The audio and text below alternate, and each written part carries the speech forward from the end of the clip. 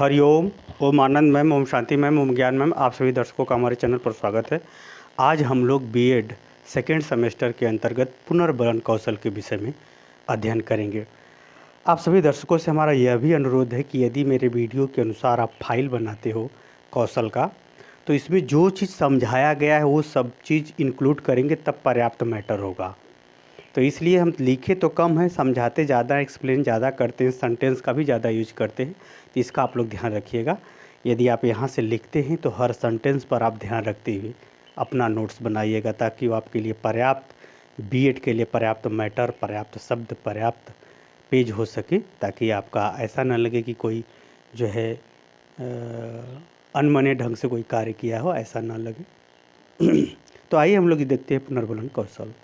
पुनर्बलन कौशल क्या है? अगर सामान्य रूप से देखा जाए तो छात्रों के सही अनुक्रिया पर, छात्रों के सही उत्तर पर, छात्रों के सही व्यवहार पर अध्यापक द्वारा दिया जाने वाला शाब्दिक संबोधन है। उसी को क्या कहते हैं? पुनर्बलन। शाब्दिक संबोधन मतलब आपने प्रश्न किया, बच्चे ने उत्तर दिया, आपने कहा ठीक है बैठ जाओ। आप कोई बहुत कठिन प्रश्न का उत्तर दिया तो शाबाश, ऐसे संबोधन जो किया जाएगा उसी को कहते हैं पुनर्बलन कौशल। पुनर्बलन कौशल एक प्रकार से छात्रों के मन में विषय के प्रति विश्वास, आत्मविश्वास, प्रेरणा, उस विषय के प्रति जागृति, सतर्कता इत्यादि की वृद्धि कर देता है। यही कारण है कि पुनर्बलन कौशल का जरूर प्रयोग करना चाहिए। पुनर्बलन कौशल का प्रयोग छात्र को आत्म प्रेरित करता है, जिससे वह प्रेरणा प्राप्त करके, एक संतोष, सुख प्राप्त करके उस विषय को और मेहनत के साथ पढ़ते हुए ज्ञान अर्जित करता है, व्यवहार अर्जित करता है, कार्य में कुशलता को प्राप्त होता है, इत्यादि गतिविधियाँ वह आत्म प्रेरित होकर के आपके शाब्दिक संबोधन के कारण से वह प्राप्त कर लेता है। यही कारण है कि पुनर्बलन कौशल का प्रयोग शिक्षक को अवश्य करना चाहिए, और इस प्रयोग के बिना जो आपके कौशल हैं वो अधूरे हैं। तो आइए इसको थोड़ा व्यवस्थित, व्यापक रूप से देखते हैं इस वीडियो के अंतर्गत। अगर हम पुनर्बलन कौशल की बात करें, पुनर्बलन कौशल की बात करें तो सीखने की प्रक्रिया के दौरान, यानी अध्यापक पढ़ा रहा हो तब, या कोई चीज़ सिखाया जा रहा हो उसके समय, या कक्षा कक्ष में कोई प्रस्तुति कर रहा हो, उसके बीच बीच में या प्रारंभ में या अंत में, जो कुछ भी कर लीजिए, तो यानी सीखने की प्रक्रिया हो या फिर कक्षा कक्ष में शिक्षक द्वारा प्रश्न को लेकर के या व्यवहार को लेकर के, शिक्षक द्वारा जो प्रश्न पूछा जा रहा है, जो व्यवहार के बारे में जानकारी पूछी जा रही है, उसके अनुसार यदि छात्र सही अनुक्रिया करता है, इसका ध्यान रखिएगा, छात्र द्वारा सही अनुक्रिया होना चाहिए, तब की ये बात आएगी। छात्र द्वारा यानी सीखने की प्रक्रिया में या कक्षा कक्ष में शिक्षक द्वारा पूछे गए प्रश्न या क्रिया के अनुसार छात्रों द्वारा सही अनुक्रिया पर दिया जाने वाला, किसके द्वारा? शिक्षक द्वारा दिया जाने वाला शाब्दिक या अशाब्दिक संबोधन क्या कहलाता है? पुनर्बलन कौशल कहलाता है। क्या कहलाता है? पुनर्बलन कौशल कहलाता है। इसको फिर से देखिए, सीखने की प्रक्रिया या कक्षा कक्ष में शिक्षक द्वारा पूछे गए प्रश्न या पूछी गई क्रिया के अनुसार छात्रों द्वारा, शिक्षक द्वारा पूछे गए प्रश्न या क्रिया के अनुसार छात्रों द्वारा सही अनुक्रिया पर शिक्षक द्वारा शाब्दिक या अशाब्दिक जो संबोधन दिया जाता है, उसी को हम क्या कहते हैं? पुनर्बलन कौशल कहते हैं। इसलिए पुनर्बलन कौशल कहना आवश्यक है, क्योंकि उससे छात्र को संतोष, प्रेरणा मिलता है, संतोष प्राप्त होता है, उसके अंदर जिज्ञासा, विश्वास इत्यादि में क्या होती है? वृद्धि हो जाती है, जिससे उसकी जो है अधिगम की शक्ति या अधिगम के प्रति वो ज़्यादा प्रेरित हो जाता है। तो कहने का मतलब जो शाब्दिक और अशाब्दिक संबोधन होते हैं सही अनुक्रिया पर, उसी को हम लोग क्या कहते हैं? पुनर्बलन कहते हैं। पुनर्बलन कौशल क्या है? यह जो है, जो सही अनुक्रिया है उसके अनुसार उचित शब्दों का प्रयोग करना, चयन करना क्या कहलाता है? पुनर्बलन कौशल कहलाता है। तो ये जो शाब्दिक और अशाब्दिक दो रूपों में होता है। जैसे अगर शाब्दिक की बात करें तो मुंह से बोल करके ठीक है, अगर थोड़ा कठिन है तो उसको अच्छा है, और कठिन है तो बहुत अच्छा है, और अपने स्तर से ऊंचे स्तर के कठिन प्रश्न का उत्तर देता है तो शाबाश, शाबाश शब्द का यूज करेंगे। ये क्या है? शाब्दिक संबोधन है। ठीक है यानी सामान्य प्रश्न का उत्तर दिया तो ठीक बोलेंगे, उससे थोड़ा कठिन प्रश्न का उत्तर दिया तो अच्छा, थोड़ा उससे अधिक कठिन उत्तर दिया, कठिन प्रश्न का उत्तर दिया तो बहुत अच्छा, अपने से ऊंचे स्तर के प्रश्नों को हल कर दिया, सही उत्तर दे दिया, सही व्यवहार कर दिया तो शाबाश शब्द। ये शाब्दिक संबोधन हो गए। अशाब्दिक संबोधन में क्या होता है?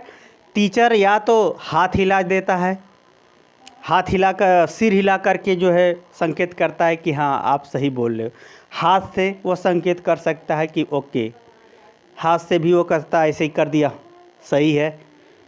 ताली भी बजा दिया तब भी वो एक शाब्दिक संबोधन। या छात्र या छात्रा का पीठ थपथपाना, ये पीठ थपथपाना वाला समान जेंडर में तो अच्छा होता है, लेकिन विपरीत जेंडर में गलत होता है।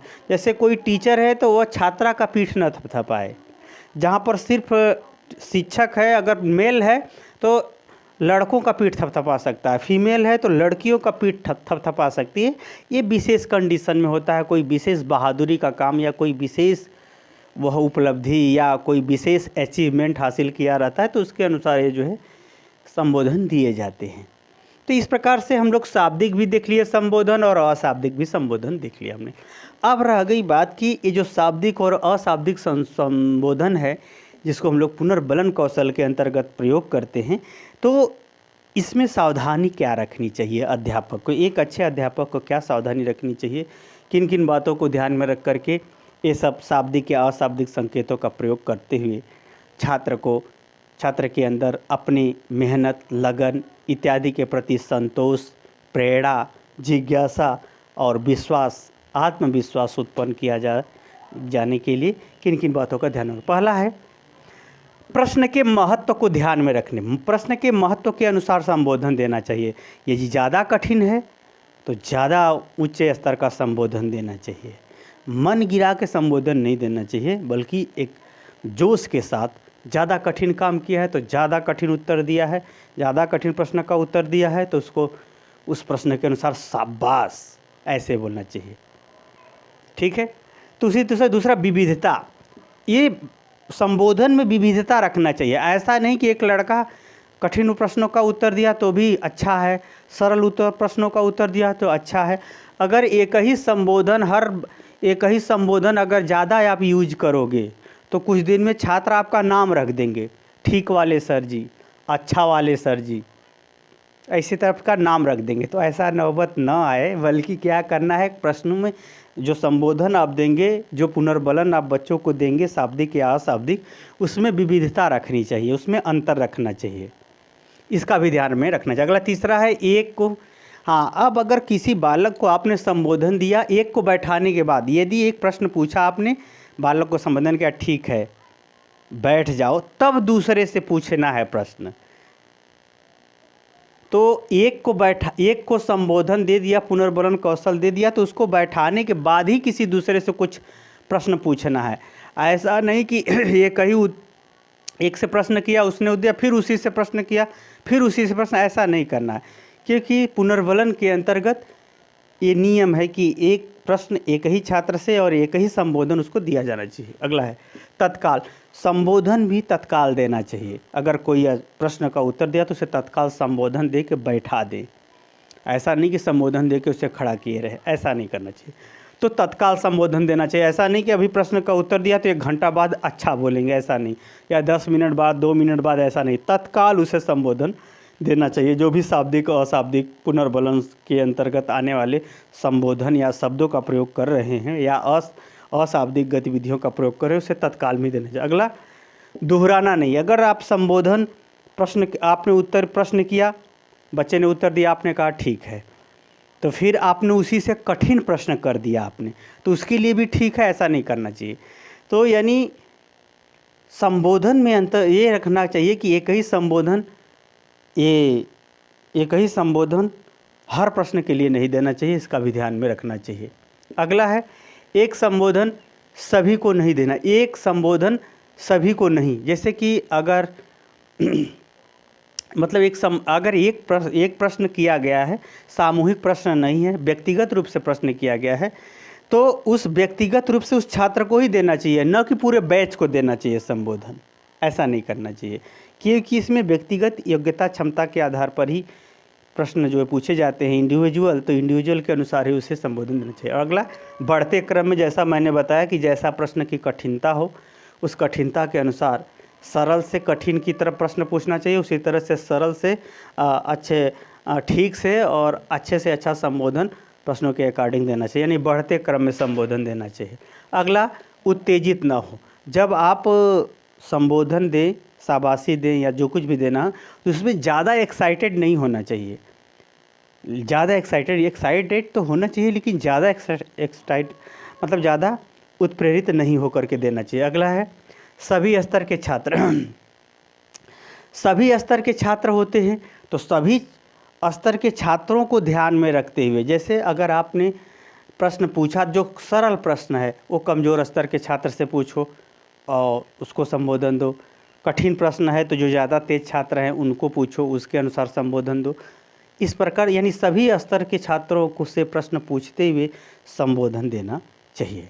अगला है कमज़ोर छात्र को जोरदार समझो। यदि कोई कमज़ोर छात्र उत्तर देता है तो वहाँ पर आप जोरदार यानी थोड़ा सा ऊंचे स्तर का संबोधन दें।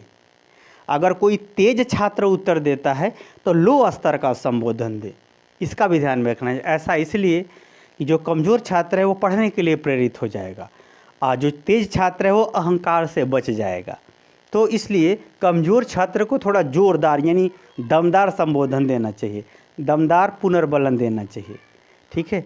अगला शिक्षण कार्य में, अगर अध्यापक पढ़ा रहा है, बीच बीच में पढ़ा रहा है, बीच बीच में प्रश्न पूछ रहा है, तो उस बीच बीच में प्रश्न जो पूछेगा उसमें भी संबोधन को देते रहना चाहिए। ऐसा नहीं कि उत्तर दे दिया तो कुछ बोलबे नहीं किए, कुछ बोल करके उसे बैठाया जाए, तब उसके बाद पढ़ा जाए। अगला मूल्यांकन प्रश्न, जब छात्र अध्यापक पढ़ा लिया हो और वह चेक कर रहा हो कि हमारा उद्देश्य प्राप्त हुआ कि नहीं, तो उस मूल्यांकन प्रश्नों में भी संबोधन यानी पुनर्बलन कौशल का प्रयोग करना चाहिए।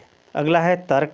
यदि अध्यापक छात्रों से तर्क के लिए कहता है या अनुमान लगाने के लिए कहता है, तो अगर छात्र सही अनुमान या सही तर्क लगाता है तो उसके लिए भी संबोधन अच्छे से अच्छा देना चाहिए। पुनरावृत्ति प्रश्न, यदि अध्यापक विषय वस्तु को पढ़ाने के लिए पूर्व की कक्षाओं से प्रश्न करता है तो वो अगर प्रश्न का सही उत्तर देते हैं तो उसके लिए भी पुनर्बलन के अंतर्गत शाब्दिक या अशाब्दिक संबोधन देना चाहिए। अगला है एक छात्र एक पुनर्बलन एक प्रश्न। एक प्रश्न के लिए एक छात्र को एक ही पुनर्बलन देना चाहिए, एक ही पुनर्बलन शब्द का प्रयोग करना चाहिए, अधिक पुनर्बलन का प्रयोग नहीं करना चाहिए। एक प्रश्न एक छात्र एक ही पुनर्बलन देना चाहिए। अगला है उचित उच्चारण। जब आप पुनर्बलन दें किसी छात्र का, गुड बेटर बेस्ट जो भी कहना हो कहें, उसमें जो भी एक सेलेक्ट करेंगे शब्द, तो उसमें शब्द क्या हो, आपके जो बोलने का आवाज़ हो वह उचित मात्रा में हो, उच्चारण सही ढंग से करें। ऐसा ना हो कि कलपते हुए दे या नफ़रत करते हुए दे, या आपको जो छात्र पसंद नहीं है वो भी उत्तर दिया तो आप उसे नफ़रत की भावना से वो संबोधन न दें। एक डिग्निटी है कि आप सुधारने के लिए, कुछ बनाने के लिए गए हैं। अगर छात्रों में बुराई देख करके आप किनारे होते तो आप शिक्षक बनने के लायक नहीं हैं, क्योंकि अगर माता पिता उतना सक्षम होते तो आपके पास भेजते ही क्यों। तो इसका ध्यान रखिए। अगला संकेतों के साथ, जब आप संबोधन दें तो उसके तरफ निगाहों को एक प्रकार से जोर देते हुए देखते हुए उससे संबोधन दें, ताकि उसे लगे कि नहीं सच में गुरुजी ने हमको जो है मानते हैं और हमारे भले के लिए पढ़ने के लिए कहते हैं, जिसका परिणाम है कि आज मैंने पढ़ा, उत्तर दिया और मेरी शाबाशी मिली। ऐसे टाइप का दें। संकेत के साथ पुनर्बलन का प्रयोग अलग अलग है। कार्यक्रमों के अनुसार प्रशंसा भी एक प्रकार का पुनर्बलन ही है।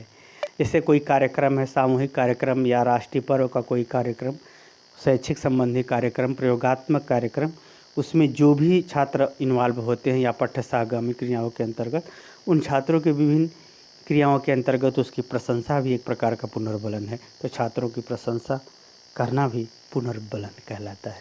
तो इस प्रकार से पुनर्बलन के पुनर्बलन क्या होते हैं, पुनर्बलन के प्रकार क्या होते हैं, पुनर्बलन से मिलता क्या है और पुनर्बलन देते समय किन किन बातों को ध्यान में रखा जाता है, ये सभी चीज़ें आपको समझा दी गई है। समझ में आ गया है तो कमेंट बॉक्स में ज़रूर बताइए। साथ ही मेरे चैनल को लाइक शेयर सब्सक्राइब भी कीजिए। हरि ओम।